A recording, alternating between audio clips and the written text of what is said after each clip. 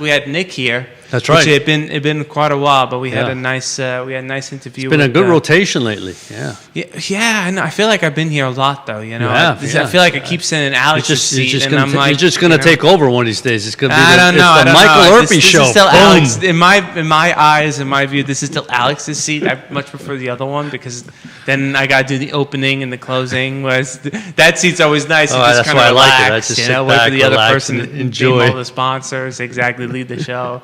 Every once in a while, when I get a question, I'll ask. Other than that, I just sit back there and try to not look bad for the camera. You know, versus this, you can feel like you get the spotlight. It's the hot seat, but that's a good seat. That's what people remember. Yeah. You know, maybe people want Alex back. They're like, where is he? You know, I'm tired of this Michael guy constantly opening the show. No. You're doing a great job. You're doing a great job. Yeah. Yes.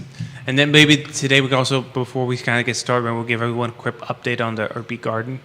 Because it's been like a month. Well, it's growing like crazy. I mean, the rain has really been very, very helpful. Yeah. You know, there was a couple of weeks there where I just felt like every day I was going out there watering the garden, and no matter how much you water, you go out there and you put your finger in the dirt and it's still dry. It's like, oh wow. It forced you to have to get up early, get going. Now you're lazy again. I'm lazy again. I just let the rain. I hear last night it was raining. I said, thank you, Lord. Yeah. There you are, perfect. Well, listen, to be honest, it's been so humid lately that I feel like you almost won't even have to water the garden because I wake up and it's like, it's wet everywhere. That's different now. That wetness is not good on the, that's actually negative because it gets the plants wet.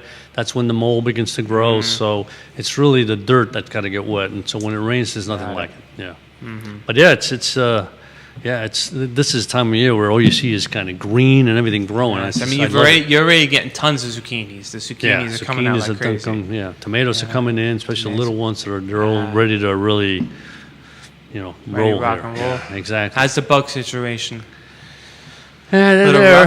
They're there. I mean, there's nothing you can do about them. You know, the thing is, how much damage are they doing? If they don't do much damage, leave them alone. If they start doing a lot of damage, and got to go out there and pick them one by one. We were surprised. It was a pretty bad bug year. I mean, we were looking at the basil leaves and the sage leaves, which usually the bugs avoid. Yeah, basil and the sage. basil too. It's like you said, the basil. And then suddenly I'm looking at the leaves. I'm like, what's eating these things?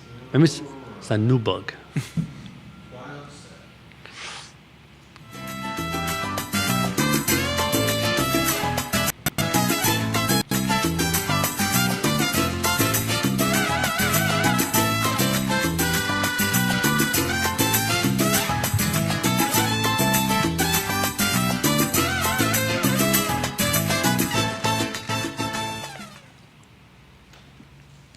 Good morning, everyone, and welcome to Today Mañana. I'm Michael, happy to be joined by Xavier on a very humid day. We probably lost like 2 pounds just from walking, sweating.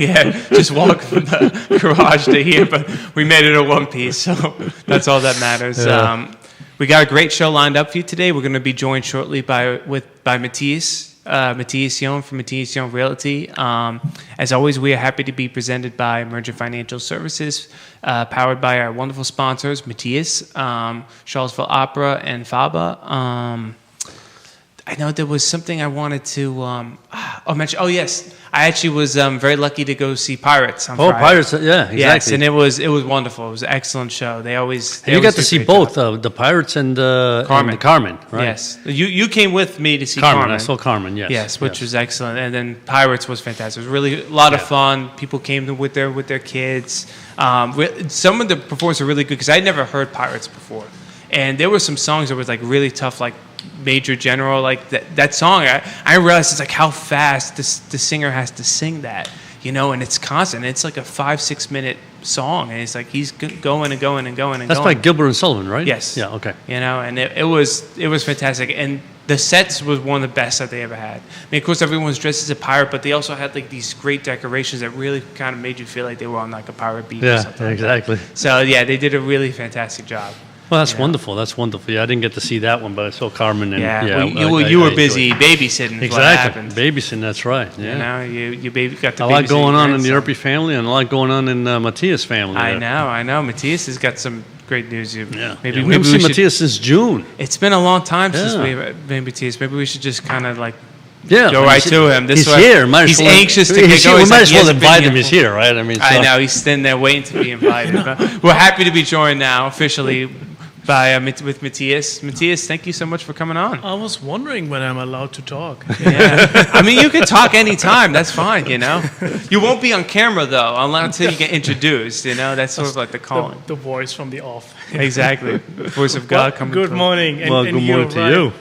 Thank you. And Thanks for having me again. You're right, Michael. I haven't been here since May. Since believe. May, yeah. Right? You missed all of I had June. to skip June. I know, we missed you. It wasn't the same. I had So to missed do June a and show July. with Xavier Wow, just okay. by ourselves. Remember, it was terrible.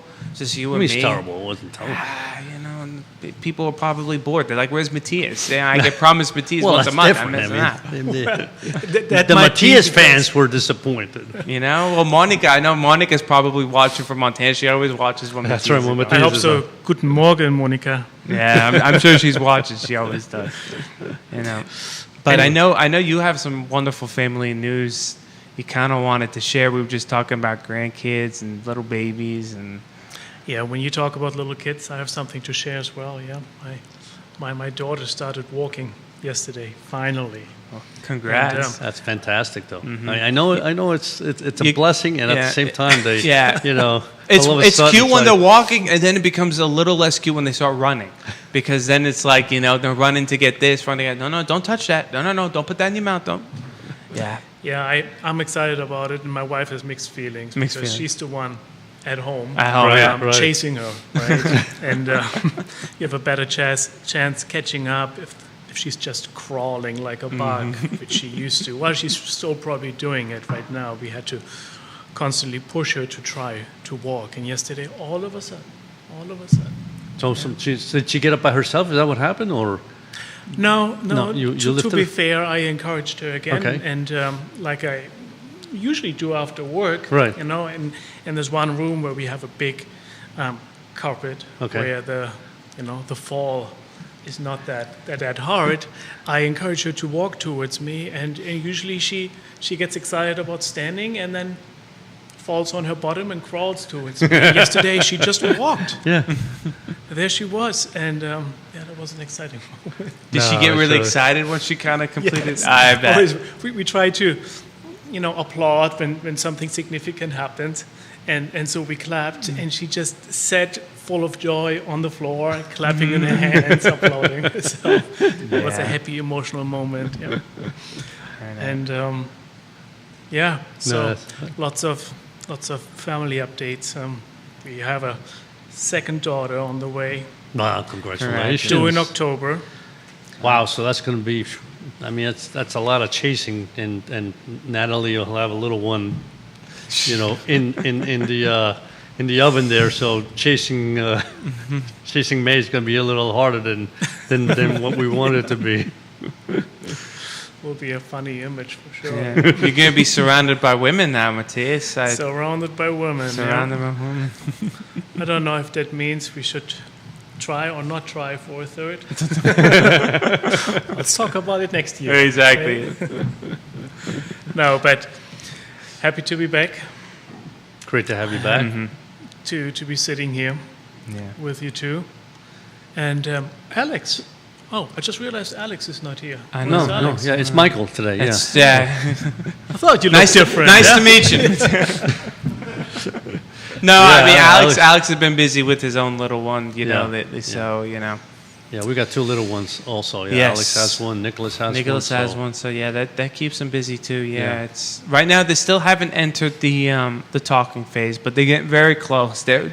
It's amazing how you could see the little babies, and it's sort of like they're getting frustrated now because they actually want to say stuff, and sometimes they're not saying. It's like, and then you could see the their little mouths just frustration. aren't quite, like the brains formulating are the almost words. ahead of their mouths in some ways. It's sort of like the brain's like, oh, I want to say this, and they're trying to say it and move it, and it's like it's not happening, and you see them get frustrated. They're like this. You know, it's like, you know, like when they're like, I can't get it out. And same thing, sometimes they want to move.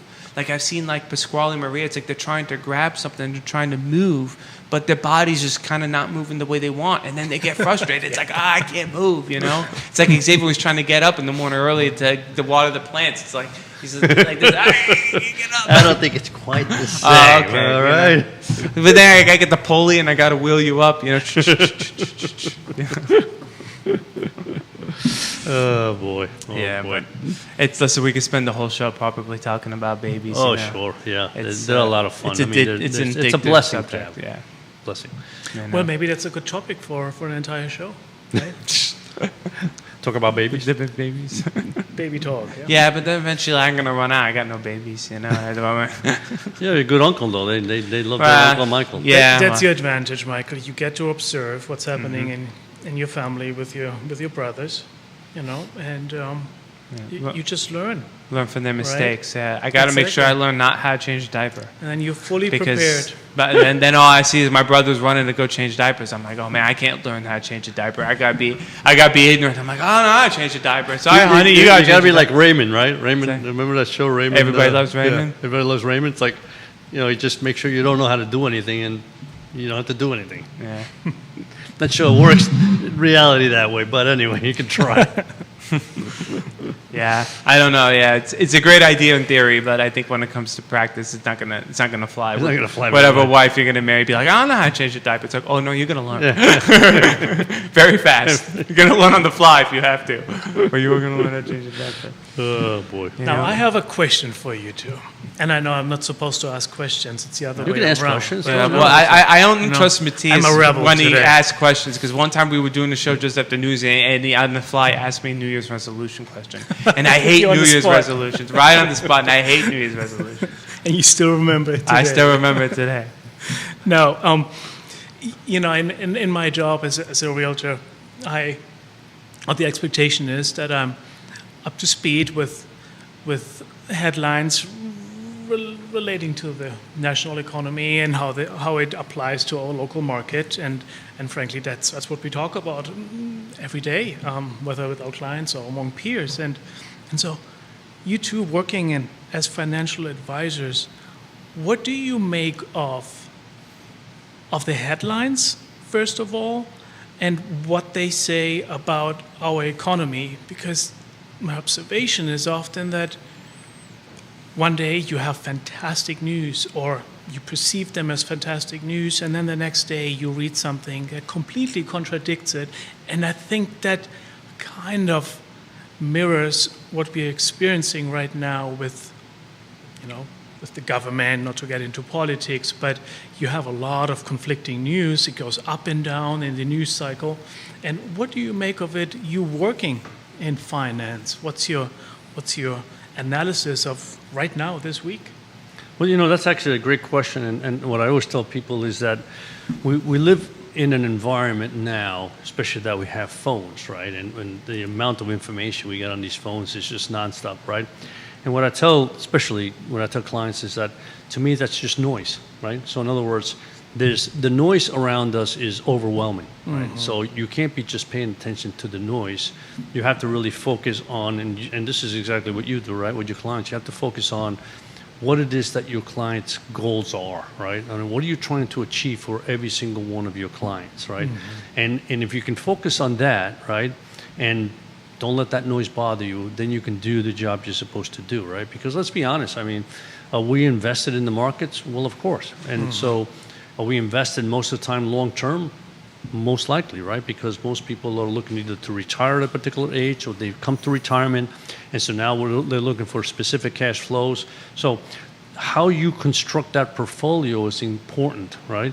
And whether people are saying this economy is going to crash, or this company is going to go up, or tariffs are going to cause this kind of inflation, or whatever it is that you're hearing, right, isn't as important as making sure that what you're trying to achieve for your client is what's is what you're focusing on. And it's just like you said, right? I sit there and I see the national information on real estate, right? And I can sit here and go, oof, real estate is going to really have a real challenge over the next couple of months or in the next year, because I see all the national information coming at me, right? But you work in the local, right? So you may sit there and go, yeah, that's what they say nationally, but from a local perspective, this is what we're seeing, right? So that's how we approach it, in the sense that to me, it's noise, it's information, but you have to sit back and say, what's my task, and then achieve it that way. So a very individual approach, just like we do in real estate, yeah. every buyer has a different objective, right? Okay. Well, that's a good point, and a little relieving to hear from you, being in that sector. Probably reading a lot of news every morning before you go to work because you expect people to ask you for your opinion, right? So what do you make of it? How do you interpret it? Do you listen to this headline today, even though you know on average it's actually a little bit toned down, as you call it? It's noise. Yeah, I think noise is a good term for that. And well, I admit that's a challenge we are facing. There's a lot of noise, and my experience after 11 years in Charlottesville, 11 years, is that in Charlottesville we don't really follow the national housing market. We quietly outperform it often. Yeah, I think that describes well what is happening on this micro level in Charlottesville. Often, we are facing sometimes the challenges that we have in the national housing market. We have them amplified often in Charlottesville. For example, lack of inventory, right? The urgent need of more new construction, right, in Virginia or here in the greater Charlottesville and also Richmond area. So yeah, when I say we outperform what's happening on the national level, also in the negative side, right? Not just with in regard to positive outcomes, and we still face that challenge right now. But what I am observing, or what we are observing in real estate, is that there's like a reshuffling of the housing market happening right now. So we don't really talk about a recession, just a reshuffling, or maybe also a shift in the balance, And historically speaking, for many years we've been in this seller's market, right? When inventory is so low and the demand of buyers so high, we speak of a seller's market. Okay. And I think we will stay in that dynamic in Charlottesville and in our area here because the demand is so high. But the balance is shifting a little bit. And what happens then is the power dynamic shifts as well, right? And what we're observing right now is sellers of a house, whether it's in Charlottesville or outside, they can no longer dictate prices from 2021 or just last year, 2024, right? They have to rethink, they have to adapt. So whoever adapts right now as a seller is able to sell a house. But you need to adapt. That's the observation we're making probably since April of this year. And as a result, buyers sitting on the sidelines, and they have been for many years because it was challenging to find and to afford a home and to outbid all the other multiple bidders on the very same property, they are now having a good time, right? Because they know they no longer have to waive a home inspection, for example. And I'm not implying that's a good idea in general, but we have seen many people do that, right. which is mostly not a good idea. Now they can insist on an inspection. Now they can actually approach the house search with a little bit more patience and more diligence. So the outcome for a buyer right now in Charlottesville is much better. Just within months, that has shifted. And for a seller, that means a more realistic approach, right? We still have very hot neighborhoods where we see multiple offers for one property, but generally speaking, it looks different, right? And don't get me wrong, the houses are still, or the median home value still slowly increases. We see that trend continuing, but at a slower pace. And it will be very interesting to see what's happening on a local level as the economy unfolds, right? As we listen to all the noise, as you said. Yeah. What do you think? Yeah, so it's interesting because I always look at, again, I'm not a real estate person, right? But I've always looked at real estate as the two major areas where impacts real estate, one is inventory, right? Because we have a lot of inventory, then of course, then it's really more of a buyer's market than a seller's market, right? Mm-hmm. And the other one is interest rates, right? Because that is the value of money in the sense of what am I paying for this house? And when interest rates are high, it makes your monthly expense much higher, right?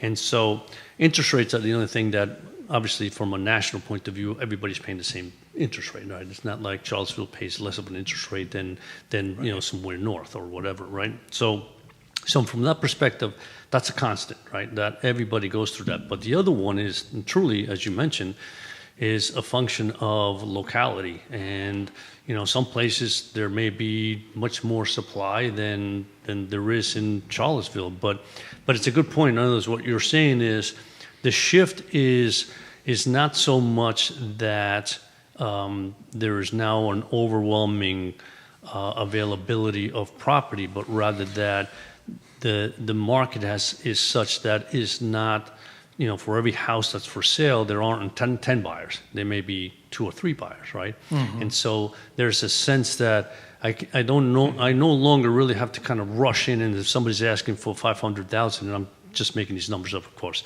$500,000, I'm going to bid $505 because I want that house, right? People say, all right, let me see where it is, what the property is, what it looks like, and maybe I'll bid a little less now and see what happens, right? As opposed to like I said, maybe a year ago, it's like, hey, if I don't bid what they're asking for, I'm not even going to get close. So is that the dynamic that's changed a little bit? Yes, so with the mortgage rates, Xavier,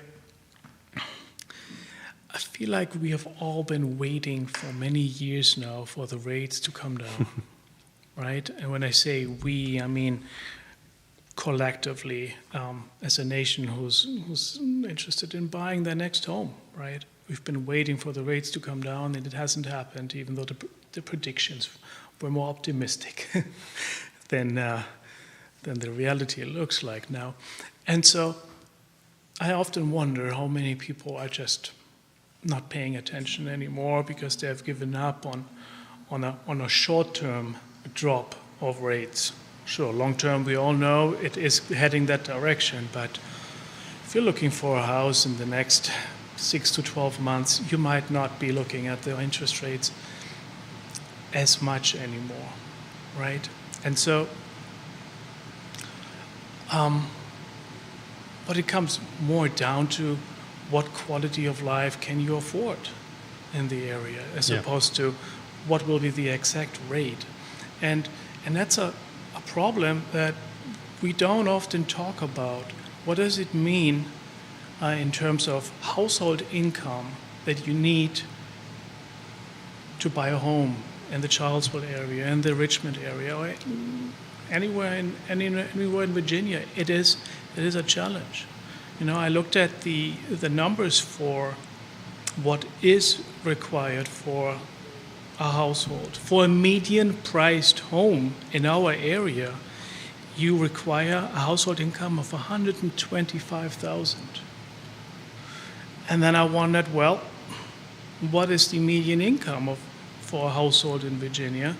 And in the age of 25 to 45, it is actually, and you probably know this, it's less than 100,000. Right. I think it's 91,000.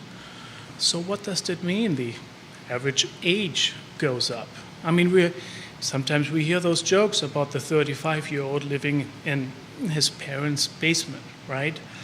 It's based on reality for many. And if you pair this with this urgent need for more housing, for more existing houses, new construction, that need will just go up if policymakers in Virginia don't change things. We need home builders to build more, and I personally know of smaller builders that are just giving up either because material and labors has become difficult to afford or because of regulations.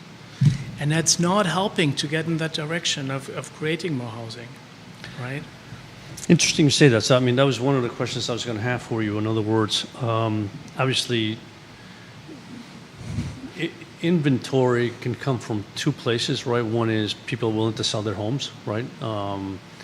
But that's going to be a real challenge, especially for people that have interest rates on their mortgage. I mean, there is an impact somewhere along the line, right? But if you have, if you're paying 3.5% interest and then want to move to another house, and now you're going to be paying 7%, Mm-hmm. your monthly payment does increase, right? So you sit back, you go, am I willing to do that at this point in time, right? So that inventory may not come to fruition there. But in the new housing construction, I wonder, is the cost of construction such that a lot of home builders are saying, I'm not going to build a home speculating that I'm going to have a buyer, but I'm only going to build it if I already have the buyer in hand.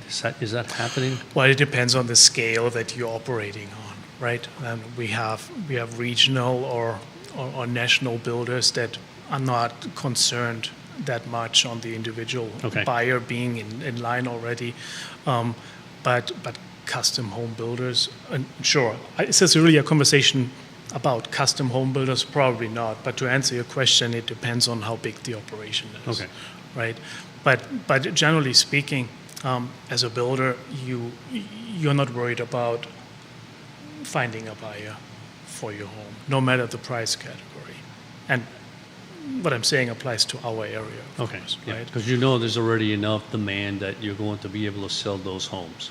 Yes, that's what we're observing, yeah. Now you talked about regulations. Are regulations reducing the amount of construction that's going on, or it's just taking longer to get them online? Oh, both of it, both. Some counties operate better than others. Some counties are faster than others. I don't want to be too negative, but it's more difficult in Albemarle County, the permitting process, than in Fluvanna, for example. There's a reason why Fluvanna is one of the fastest growing counties in Virginia. Everything takes a little bit longer in Albemarle, right? And so that's just learning from talking to builders what their challenges are, and the smaller the builder, the more challenging that is, of course, right? And with the rates, I admittedly said, my observation is some people are not paying as much attention anymore to the rates and whether they will drop short term, mid term, or long term. At the same time, I also wonder, what if we do experience just a slight drop of rates? What will this mean for our market here? Mm-hmm. Wouldn't that... imagine that going down, Xavier, to the lower sixes. Wouldn't that reignite a buyer surge? Oh, absolutely. Immediately? Yeah. What does that mean for home prices? What does that mean for the inventory we were talking about? And also, we just realized that since April we are seeing the dynamic normalizing a little bit.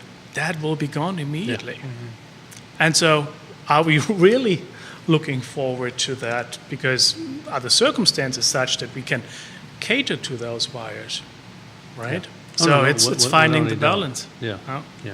Yeah. I guess my point on the real estate was more like, probably before you go out to buy a home, I suspect you do the homework. In other words, if I have to pay 7%, what can I buy? In other words, mm-hmm. if I'm at 6%, can I buy a $600,000 home? Yeah. But at 7%, it's $550,000. Yeah, and so of course. Once you have that, then it's okay. Here's my limit, and then you don't care. Yeah, you don't care what the rates are because you've already done the homework and you know what you're. But your limit changes, of course. Yeah.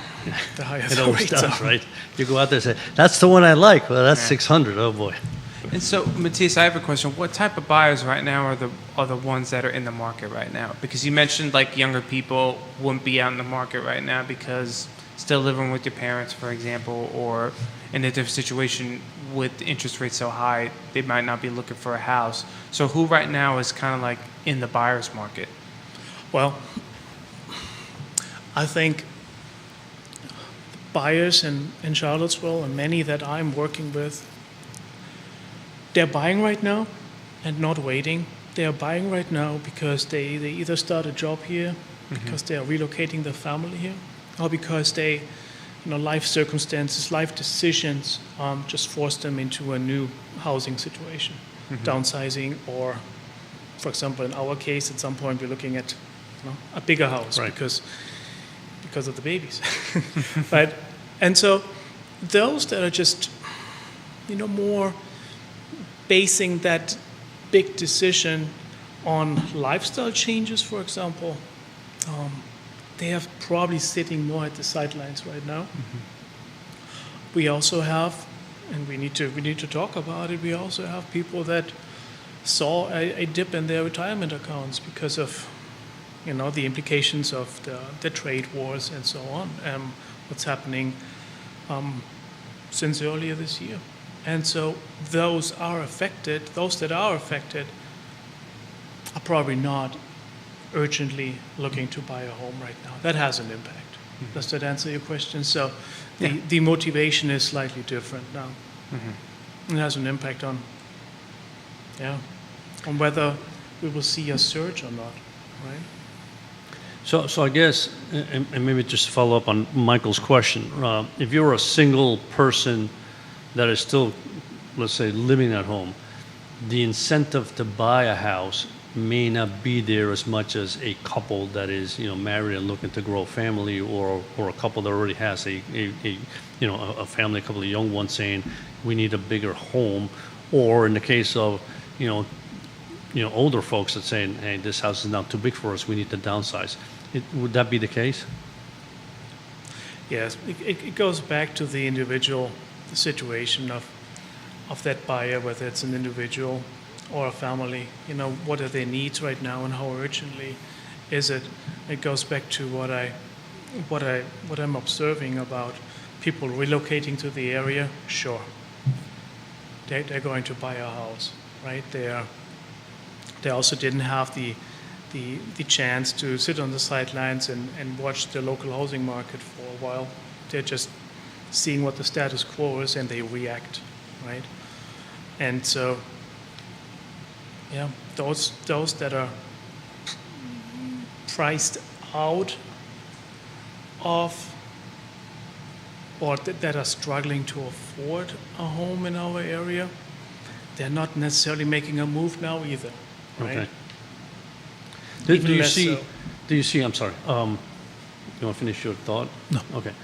Do you see, obviously, I would suspect, and I may be wrong, you're in real estate, but I would suspect that people still want to be as close as possible to Charlottesville. If you think of, where are the restaurants, where are the, we talked about going to the opera, et cetera, the symphonies and things like that. So where's the activity? The activity still probably is centered around Charlottesville. So I would assume the housing market around Charlottesville is a little more expensive than the surrounding areas.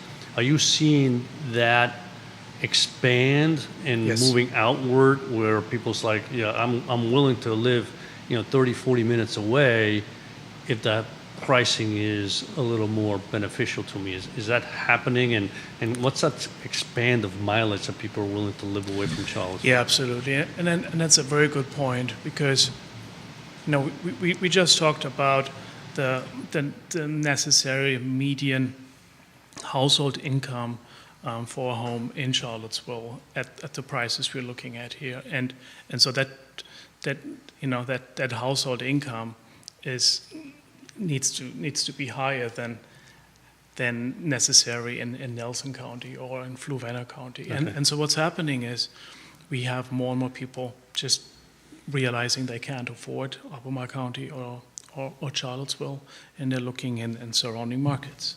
You're absolutely right. So Waynesboro is filling that gap. Okay. Right? Even the Stanton area, even though it's further than Charlottesville. And it goes to your question about how far are people willing to travel. And there's this sweet spot of 30 minutes driving distance. It's, that's what I'm personally comfortable with, but it's what I hear every time in a conversation with a buyer that asks me if we can look at properties outside of Charlottesville. obviously the question is how far are you willing to travel? That's why crochet is or has become the last 20 years such a popular sport for families. You're still so close by, and the quality of life is still very high up there. And of course, that market has exploded. The prices are higher, and now builders are focusing on Waynesboro, right? And the other side of Charlesboro towards Richmond. And those areas have remained stable while we see less buyer activity here because the house prices are not going down since April. They're either stagnant or going up slightly still. And so people are focusing more on outside of town where they have more buying power. Right. Mm-hmm. Right. Yeah. No, absolutely. And I think what we will see is what people are comfortable traveling on a daily basis will become more flexible too. If the sweet spot right now is 30 minutes, maybe we are facing conversations about 45 minutes. And that's the reality in many suburban areas. You just have to look at Northern Virginia. How many hours do people spend in their car there every day, right? And I'm not suggesting that's only that 5 this miles is what away from work. That's 30 minutes, yeah. Yeah. But yeah, those are the conversations. Yeah. True. Interesting. Yeah. So I mean, yeah, that's So again, that really is real estate. To a certain respect, it's just so localized, and you can't just, like you said, you can't look at the national news and say this is what's happening, because what's happening in your local community could be completely different, right? Is there an impact from what's happening? Yes. How the economy is moving, what's going on, in the sense of, the markets, interest rates, a little bit of real estate. Yes, it has a filtering effect, but, how that local real estate market reacts is just different from one place to another. Yeah, and what you just said, I think, is perfect marketing for us local real estate agents in the area, right? Charlesville housing market is less about headlines and more about local knowledge, really. How does what we hear in the headlines, how does it apply to our market here? And sometimes the answer is, well, it does not, and here is why. Right? Yeah. And I'm sure you talk about those things too with your clients. But I guess that's bottom line of the message. Right? Well, it reminds me of, so one of the sectors that we've been looking at for a couple of years is really the small cap sector, right? So these are the smallest of the companies in the U.S. market, right? So think about, and just to make it simple, there's really about 3,000 companies that are public in the U.S., and 2,000 are small, right? So that creates a small cap index.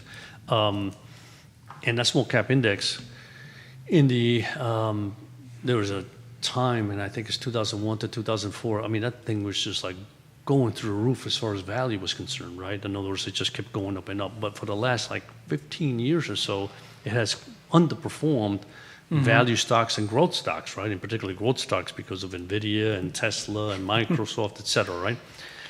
But it's been almost 21 years, right? So the issue is the pendulum eventually will swing back, right? And so, but you look at it and say, well, it's not as easy to say, let me just buy the index, which has the 2,000 stocks. And the reason is because that index has a lot of companies in there that are just they're not going anywhere, right? I mean, they're barely making ends meet.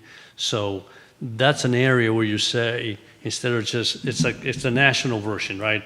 You can't just say, I'm going to buy this because from a perspective of national-wise, that's going to go up. No, you have to really be picky about what area in that sector makes sense so that you can pick apart what you think is going to do well. So it's the same thing as real estate, right? You can't look at it from the U.S. perspective and say, oh yeah, it's having trouble.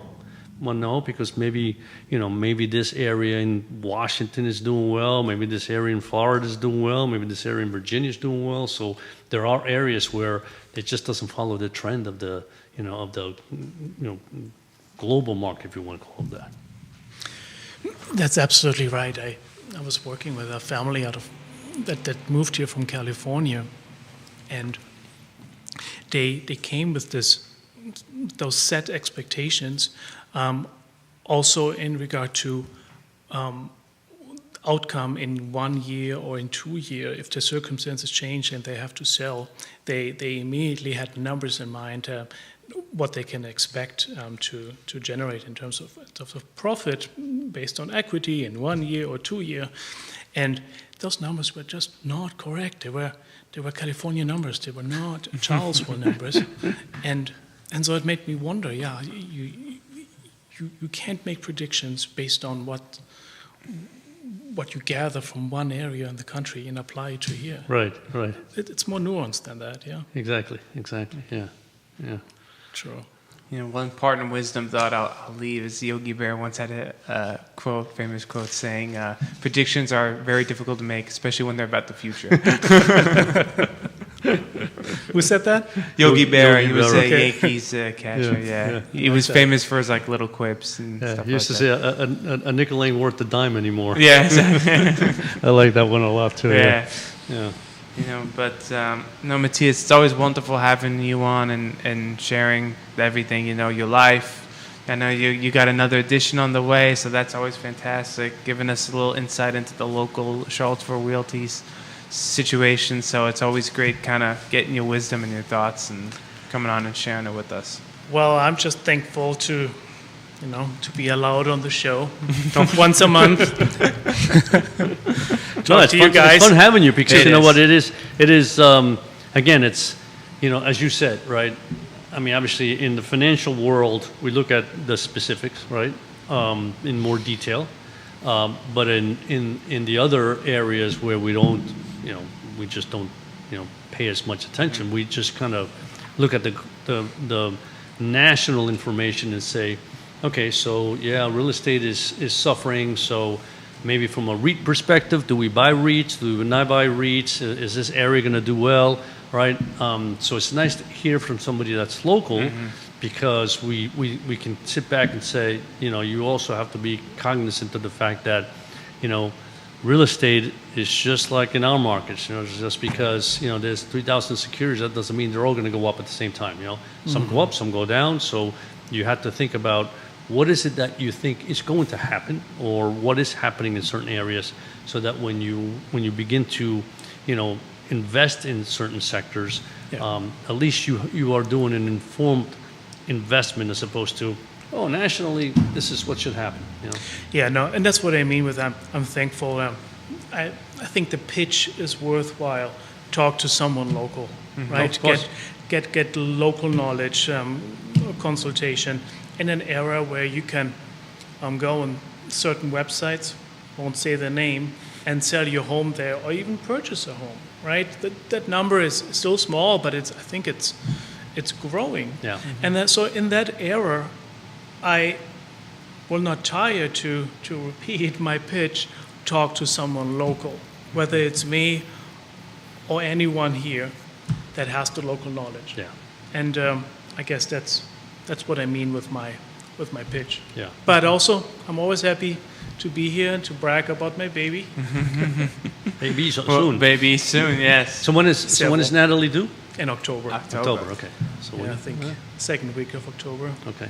So So exciting times. yeah. It'll absolutely. be there. It'll be here before you know it. Yeah, absolutely. Absolutely. Yeah. And May will be running around. And Exactly. You'll say, That's right. oh, she's walking, not only walking, she's running. This is the year, yeah. Yeah. Okay. Well, thank you so much. Yeah, thank I you for appreciate it. coming on. and It's Nice always talking a to you pleasure. guys. Same here. So it's funny because we briefly talked about interest rates in the economy. I know you had some thoughts you kind of wanted to share a little bit. Yeah, it was really, and I'm going to say the so-called big beautiful bill, Yeah. was signed on July 4th, right? Mm-hmm. And the reason I want to talk about it, and it wasn't really so much financial as it was from a tax perspective, right? Why it's important for people to pay attention to what has changed, right? The first thing is, obviously the quote-unquote tax cuts. There weren't any tax cuts, right? The thing was They just extended the tax extended cuts from 2017, the which was a big deal because people would have seen their taxes go up if it hadn't. Yeah, I mean, in most cases, most tax Yes. brackets would have gone up, either 2 or 3%, right? In other words, if you're paying 12, it will go down to 15. If you were paying 15 to 18, so on and so forth, right? So that's a big deal, right? I mean, in other words, that's a lot of money when you look at it. So that was important to be able to say that is now kind of locked in, right? So it didn't expire, right? A few other things I think came out of that too, which I think are important. And one is the standard deduction was also increased, which is really good both for, if you're an individual, if you're a head of household, obviously if you file jointly, the standard deductions increased, and let me just see. Hold on, because I didn't memorize them, but I think the standard deductions for joint, for example, is now up to $31,500, right? So if you don't have enough itemized deductions to put in your taxes, you can just boom $31,500. That's a nice bundle, right? So that went up a little bit. I think that was about 1,125 that it went up. So that was a good thing, I think, for most people. But the one area that I think is also critical, and that was the SALT tax, which is the state and local, right? So if we remember well, the SALT tax was capped at $10,000. In other words, even if you pay taxes in $15,000, $20,000, $25,000. I mean, if you lived in New York, I mean, there are people paying over $20,000 on their real estate taxes, right?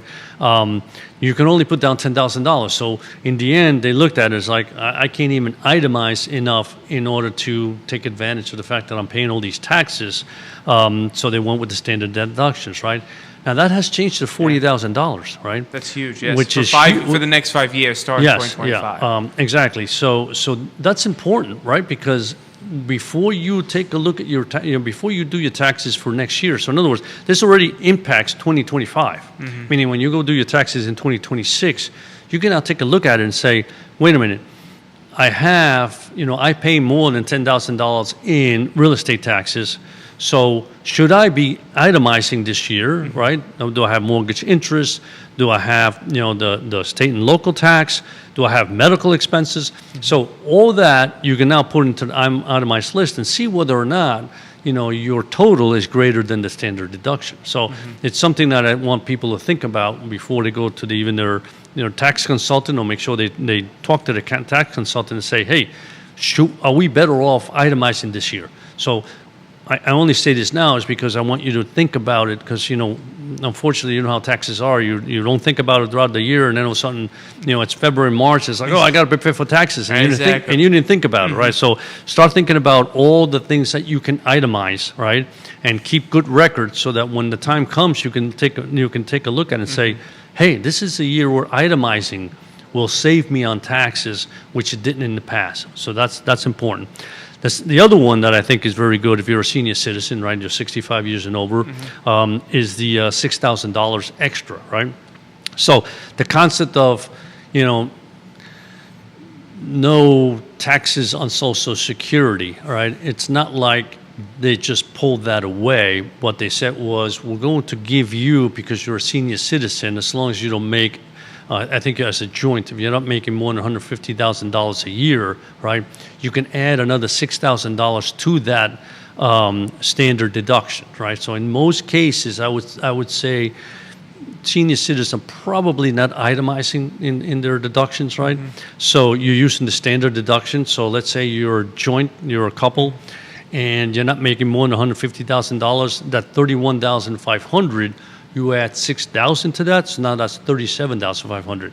So that's very, very good, because again, your Social Security becomes income. You may have a pension that's income. You have interest income that may be coming, or you may have a required minimum distribution that it may hit. So at least you are now reducing that income burden, right? And so you'll be paying less taxes. So I thought that was another one that's really good. So again, that's just one area where I want you to remember that, or remind your tax persons, like, hey, we're below the 150,000. I don't think we're going to be able to find itemized deductions that are greater than, in this case, $37,500, right? So we have to remember to put $31,500 plus the $6,000, which is for senior citizens. So I think that is a good one for senior citizens and something to remember. So these were just little things that I wanted to make sure that and I'm sure everybody's reading about them, but I want to make sure that people focused on it because. When it comes to tax time, if you can save. Exactly, because sometimes people don't learn about this stuff till it's too late to actually take action on it, versus at least now you're kind of giving them a little snippet before, like you said, especially because taxes, I mean, everyone probably just feels like, well, I just finished paying my tax, I'm not going to be thinking about taxes. Well, start thinking about it now because you can take advantage of these come tax time, so. All right. And I guess the last one is, which I thought was good also, is that you can deduct up to $10,000 of interest from a car purchase, right? As long as that car was assembled in the U.S., right? Which I think is good on both ends. One is, why not try to buy a car that's assembled in the U.S.? I think it's good for the U.S. It's good for U.S. workers, right? So I think that's good. And two, if you do that, then you can take off $10,000, which I think is also good. So those are areas that the bill, and again, some of these are not. They're only lasting for 3 years or 5 years, and the reason for that is that obviously they didn't get the required votes by the Senate to make it, permanent. Permanent, yeah. We only got them for 3 years or 5 years. There's a good chance that maybe in the next time the bill comes up on that. I would hope that the Senate agrees on it again, and that makes it permanent, because these are all good for the consumer, right? I mean, you can't tell me that this is not a good thing for most working families in the U.S. So I think these are good things that at least came out from this particular bill, which I just want to highlight, not because I think the bill is good or bad, but only because this can impact the majority of people. It's important information that people need to be aware, to be made aware of. Yeah. And like you always said, it's never too early to start thinking about it, itemizing. It's better to start doing it now than you wait till the last minute, because whenever you wait till the last minute and you procrastinate, it's always a disaster. Well, because we know how it is. I mean, it's and it's not to blame anybody, but it's if you're a tax person, January hardly anybody brings you anything, right? I know starting February you just get bombarded with people wanting to do their taxes. Not even February sometimes. I feel bad because some of these guys get bombarded like late March. And it's like March and early April, and they don't have all day to sit down with you and say, what else can we itemize? Did you do this? Did you do that? Did you think of this? They don't have the time. You're going to give them everything. They're going to say, okay, this is it, yes, and boom, they're going to put it through their system, and here's your taxes, right? So it's good for you to think about it beforehand, and who knows, maybe make an appointment with your tax person at the end of December or early December and say, hey, I've kind of added everything up, and I think maybe this year I might be able to itemize. What do you think? What should I be thinking about or looking at? And he has a lot more time at that point to say, well, don't forget this and don't forget that, and make sure you take a look at this, and then this way you're prepared. And by the time you get to see him, it's like, yeah, you've got everything you already know. I got more than $31,500 if you're a married couple or whatever it is for a single filer. So I just think that's important. Supposed to wait, like you said, wait for the last minute. I don't know if you have any more time, but no, we still have time if you want to share one more thought. Yeah, well, no, the other thing was that we discussed obviously with Matthias, we talked a little bit about the economy and the ups and the downs, and this has been a difficult year in the sense of trying to figure out what is going on and what's happening, only because it's difficult in the sense that we didn't really know what was going on, and we didn't know exactly what the ramifications were going to be of some of the actions going to be taken. And now, as the dust is beginning to settle, you're getting a little clearer picture of exactly what's going to happen and what's going on. But sorry to interrupt. Go ahead. No, and you're absolutely right. And I mean, and again, not everything has been settled yet. So there's still a sense that there's some unknowns out there, and the markets always don't, what markets don't like are the unknowns, right? So every time a piece of that unknown becomes clear, the markets seem to either, if they like it, boom, they rally. If they don't like it, they step back, right? But as you said, as the dust begins to settle, the markets look at it and say, okay, we know exactly what the impact's going to be, right? So we're happy, right? But one of the numbers that came out today, I thought were, yesterday, as a matter of fact, the PPI came out, right? The PPI was better than expected with regard to inflation, right? Yeah. So because CPI came out and we talked about, how we had our 2.7 inflation rate, it went up, and people were disappointed about that. Well, the expectation was 2.6, there was 2.7. Right, exactly. Not necessarily a devastating rise, but yeah, it wasn't. Yeah, exactly. and I think the problem too is that, in my opinion, it was more of a case that was like people were expecting that tariffs would shoot up inflation at astronomical rate, which hasn't happened. So that's the only positive you can take, is that we're not suddenly sitting there going like, oh my gosh, like look how fast inflation's rising. It's not rising to the pace that it was it 3-4 years ago? Yeah. When it was, like every month it felt like it was the end of the world from inflation time. I mean, it was like it was going up. It was like 9% at one point year over year. Exactly. If I remember correctly. So it's like we're not even reaching that. Yeah, that no. level. It's been good. And like I said, the PPI number came out was a good number. So, and that kind of filters into the CPI. So hopefully the next CPI will be a good number. But the number that came out today was the retail sales, right? And what was really interesting is that the estimates to the actual were incredible, right? So from a retail sales month, the actual was up 0.6, right? The estimate was up 0.1. So in other words, that we went, what most people expected was going to be 0.1 rise in retail sales, but it was up 0.6. Sales ex autos, right, month was up 0.5. The estimate was 0.3. Right, and the control group sales was up 0.5 versus 0.3, right? And what I thought was also interesting, it says 10 out of 13 categories posted increases fueled by motor vehicle sales, which climbed after back-to-back declines. So also spending in restaurants and bars, which is interesting, right? Because you sit back and you say, this is truly a situation where the consumer is beginning to feel comfortable again and saying, hey, I feel like things are getting better, right? I mean, certainly, the second quarter. To be honest, though, summer usually is a time when I think people begin to start spending because you're starting to go out more because the weather is warmer. Late winter, early spring is probably the lowest. Are you throwing water on the fire here? No. I'm just being, but I'm surprised by the auto sale rise. I'm curious what your thoughts are. So what I think happened, part of it is, part of it is also, are there going to be tariffs on the autos, right? And when is that impact going to happen? But also, you think about what the markets did. The first quarter, right, the markets were down. The second quarter, the markets were up over 10% across the board, right? That's a big chunk, 10%. And I'm sure people looked at their portfolios and all of a sudden it's like, wait a minute, I thought I was losing money, and all of a sudden it's like, for the year, they should be up somewhere, 4 to 6%. We've had this experience talking with some of our clients. Sometimes exactly. they'll call and of course, in late April they were down, and then they'll call again and be like, how's my farm make you up? And they're like, how can I be up? I'm like, well, no, actually, at this point, year over year, the market's actually up. So you rebounded, but the perception is still that somehow the market collapsed and exactly. It's still in the gutter. So I think people are beginning to feel good again, between what they're seeing in the economy, what things are happening, what they see their 401k or their brokerage accounts.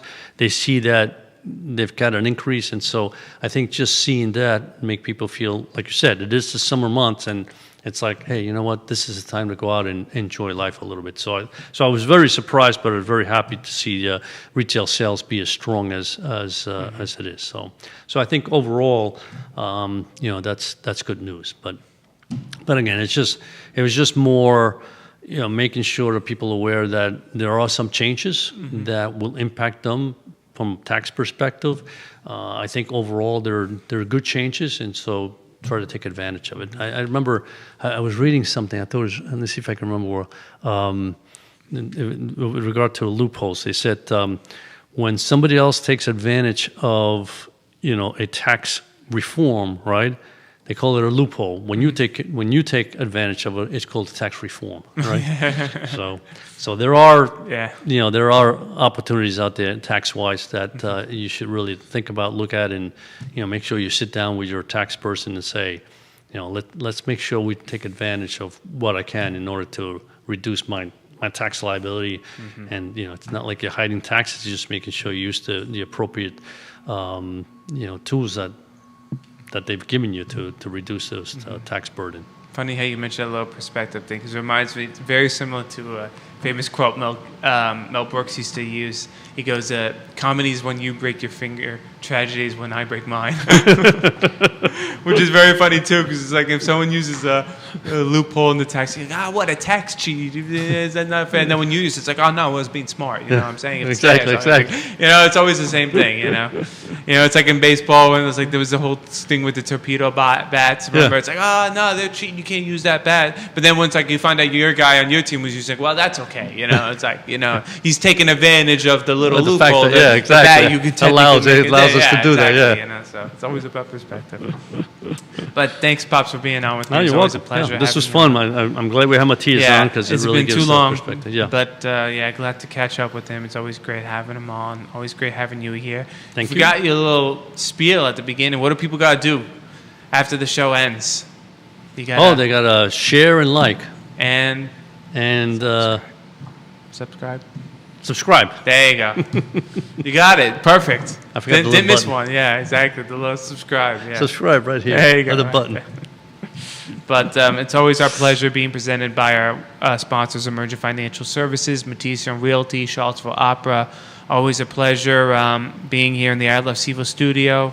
Always love having Judah behind the camera doing all the hard work. You didn't ask him any tough questions. You were supposed to. I forgot. I know. I was supposed to next time. I'm going to bring a list of these tough little stats that I'm going to have to bring up. Yeah, Judah, what do you? Yeah. What did the market do specifically from January 31st of 1983 to He'll probably get it in about 10 seconds. Yeah, exactly. Yeah. But always great having Judah behind the camera. Always love all our viewers who kind of make this possible, watching the show, liking it. Thank you for everyone who did. I always have to apologize when Xavier and I on the show. We're not Facebook savvy, so thank you to all those who liked and watched. We look forward to seeing you next time, but until then, hasta mañana.